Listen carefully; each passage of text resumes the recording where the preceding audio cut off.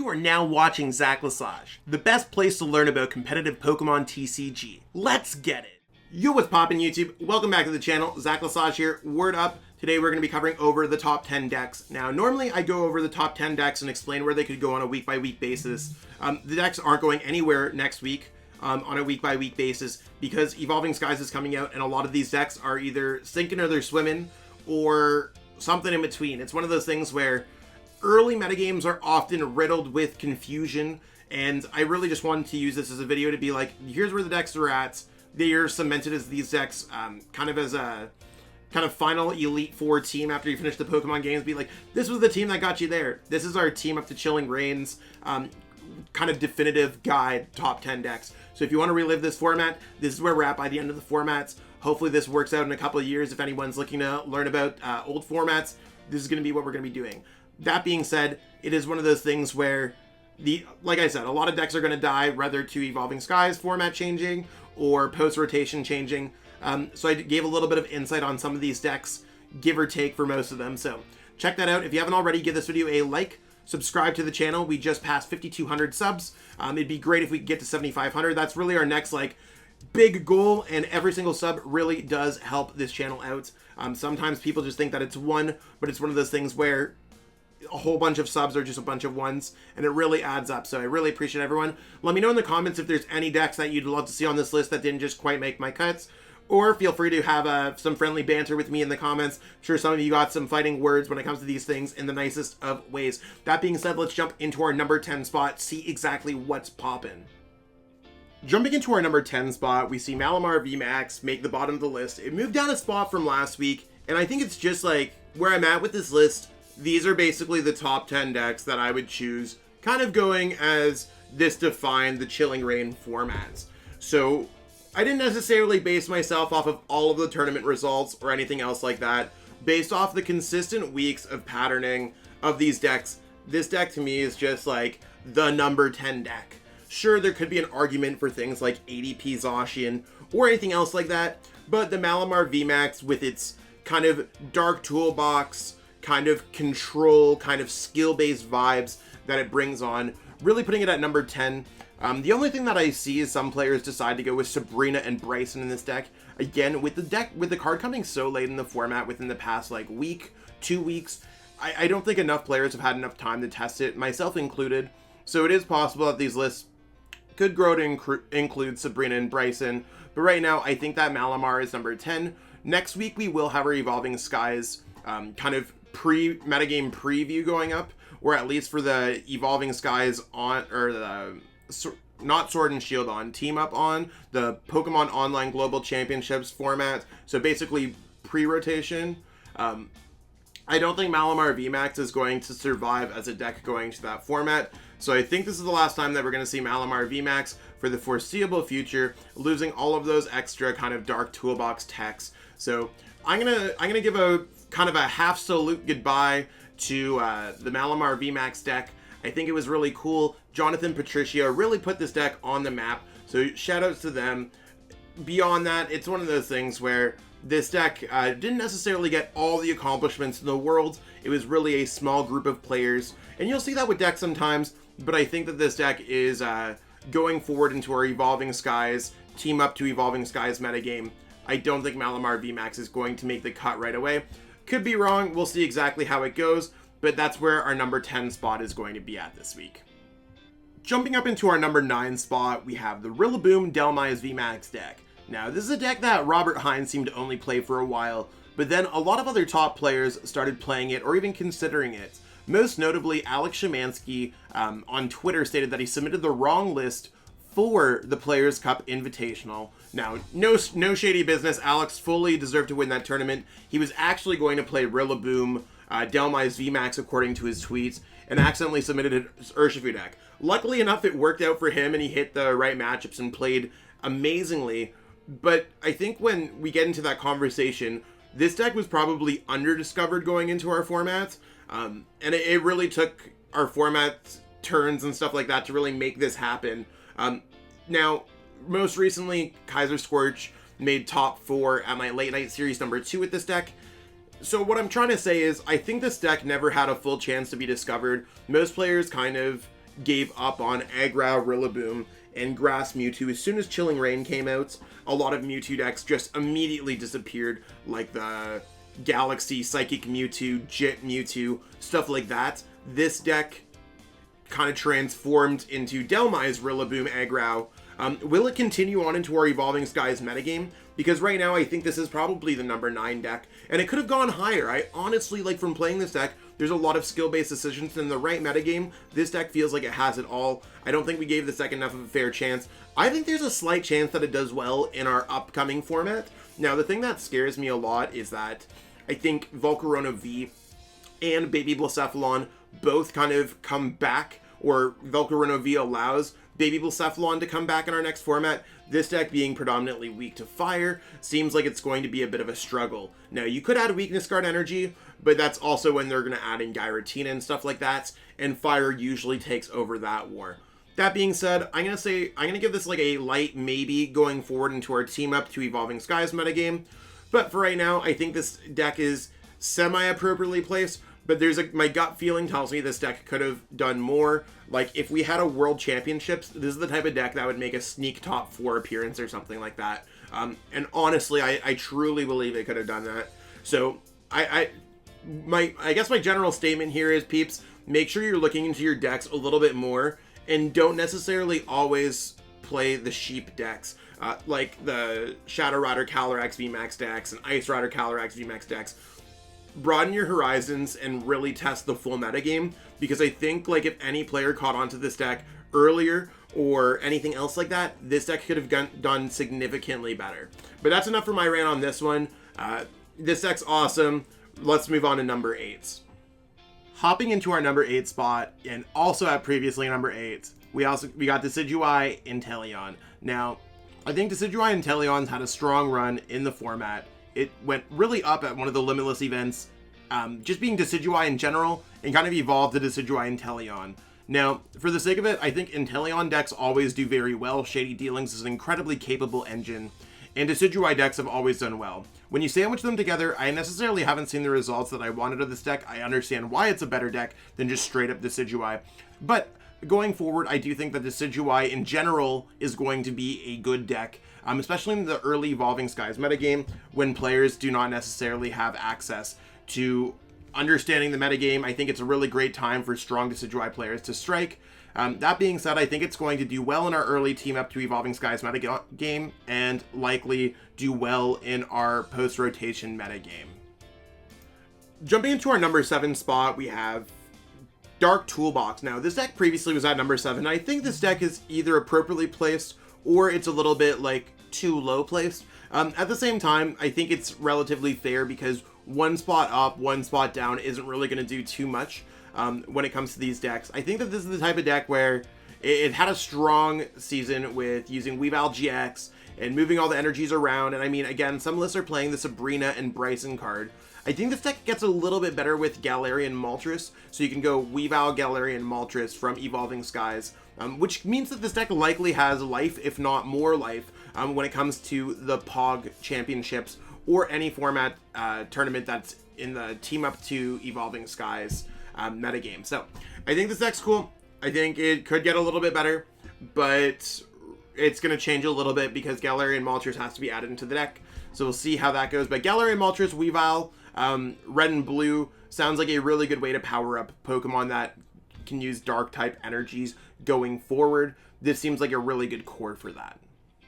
Jumping into our number 6 spot, we got LUCMETALization. Now, this is a deck that was number 6 last week. There's going to be a large presence of decks that were the same week over week, because we've kind of got to that point where the metagame has kind of settled, and here's where we're at. A lot of players are testing post-rotation Evolving Skies format, etc., etc., leaving this format relatively stuck in time because it's only good for the remainder portion of this week. Even a couple days, like PTCGO, the update happens on Thursday with Evolving Skies. So when this airs on Monday, there's going to be effectively one last chill, one last late night series. That's really going to be it for the Team Up to Evolving Skies format. All the other tournaments that are going to be happening are likely not going to be as large as those. So those are really going to be the monumental things, and this is going to help you get prepared for those.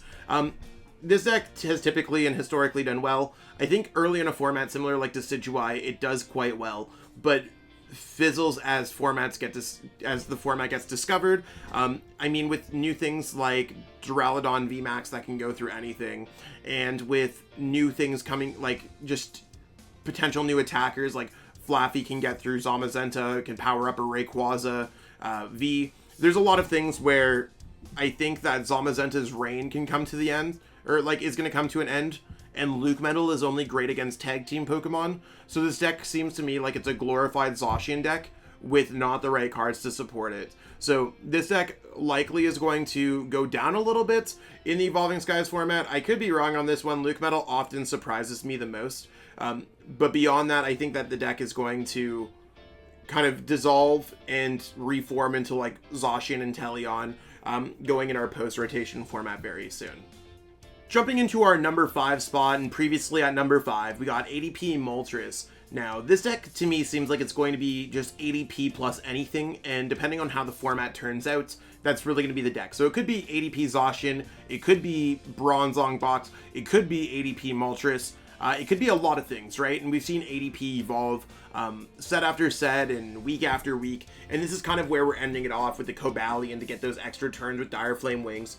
Could we see this play out the same way? Yeah, we could. I think we totally could. Maybe Shadow Rider's up at the top tables. Once Shadow Rider's not at the top tables, the deck doesn't need Moltres as much. The deck could be using other things. I mean, ADP Moltres seems very good, but it's mainly a good Shadow Rider counter that can handle its own against other decks. So I think going forward, this deck is heavily dependent on what the metagame can bring. There's ways to get extra energies in play now for this deck.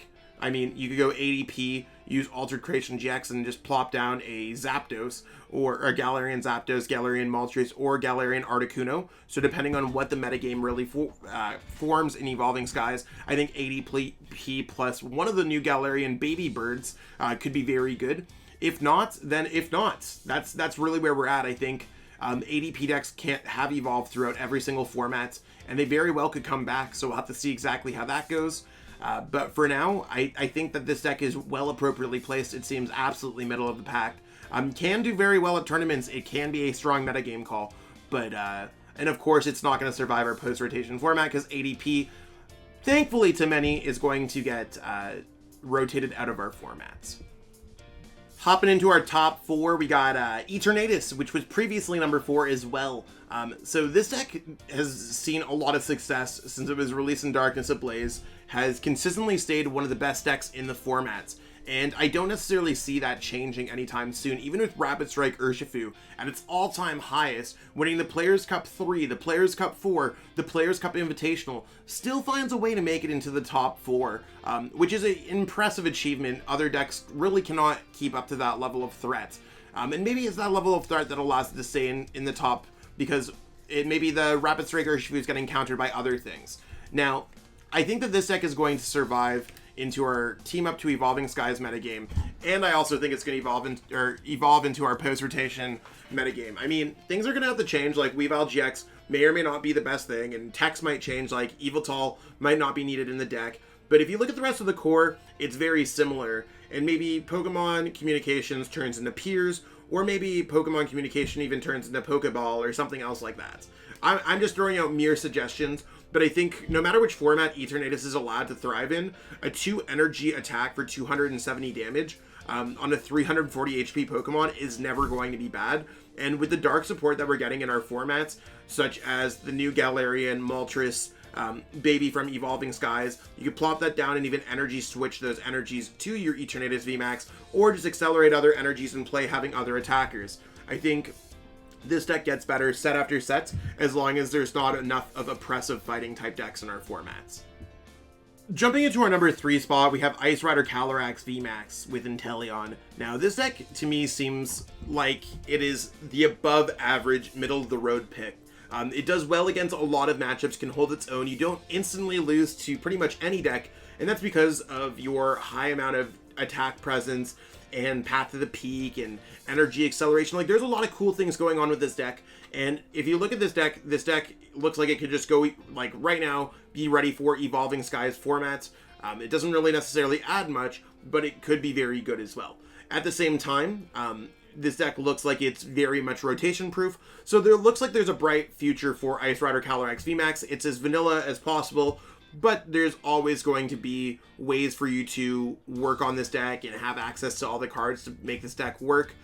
As long as you got Melanie and Ice Rider Calyrex VMAX, I think it's going to be the same thing as having Welder and Reshiram and Charizard GX. We just got the answers.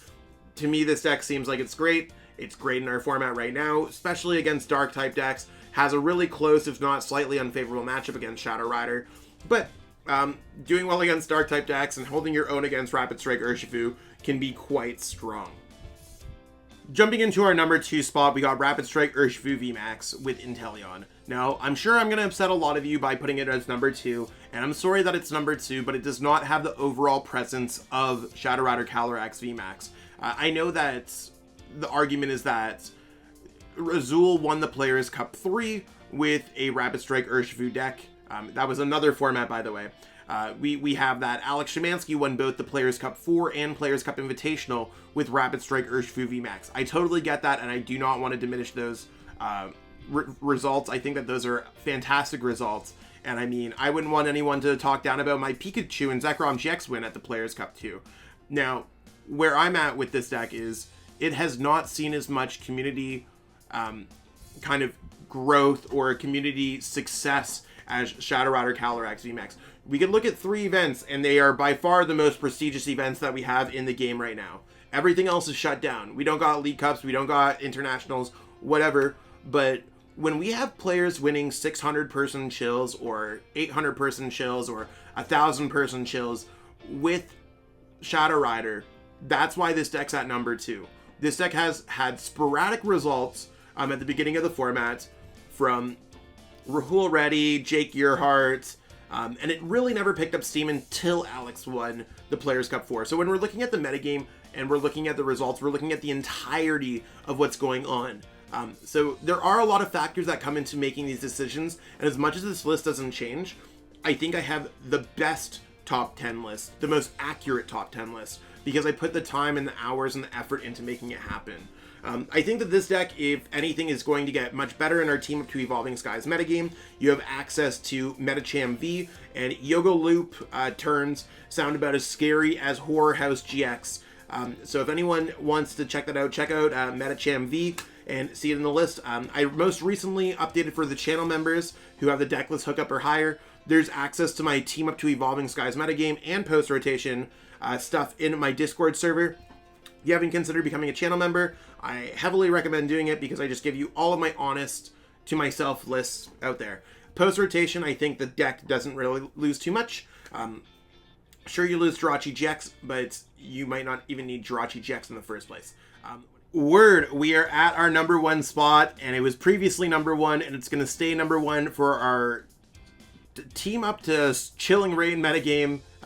It's Shadow Rider Calyrex ALCREMIE. This deck is basically gone through the absolute gauntlet, and nothing really stopped it from being our number 1 deck. We see how this deck can absolutely dominate players, tournaments, turns. Horror House GX is one of the most oppressive attacks that we have in the game. I mean, I'm all about it when I'm using Horror House GX, but when my opponent goes Horror House GX against me, I'm absolutely trembling because I know I've lost the game.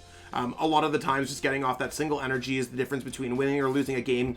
And this deck just has so many overpowered cards in it, and it's absolutely amazing. Now, I know that I've covered this a bunch of times. I recently put a video up on the channel about this deck. I did a whole bunch of stuff with this deck, so I don't want to necessarily describe how Underworld Door and G-Max Whisk works. If you don't know what's going on, check the pinned comments below. I did put a video link for my new video there, so totally check that out. I'd love if you could. That being said, it's one of those things where this deck going forward probably stays strong. If anything, there's not really any new dark type decks that are going to be discovered out of that format. As far as I'm concerned, I could be wrong on that, but I don't think there's anything crazy dark type that's coming out. Going forward, we've already seen that this deck has seen some success at some large unofficial events, such as the New Jersey kind of events. I think that this deck certainly holds a lot of promise because we saw multiple top 8, top 16 results from this particular deck. If anything, this deck looks like it could just do whatever it wants going forward. Shadow Rider VMAX and Underworld Door are just basically, it's just a broken combination of Max Geist and Underworld Door that makes this deck work. And most of the cards, take out the Genku, take out the Denes, add in Crobats, add in an additional ALCREMIE VMAX line. I do have a post-rotation list in my Discord, so be sure to check that out if you haven't already, as long as you have the deck list hookup or above. And again, similar to the last one, if you haven't already become a channel member with the deck list hookup or anything else like that, feel free to do so. It really does help support the channel a lot.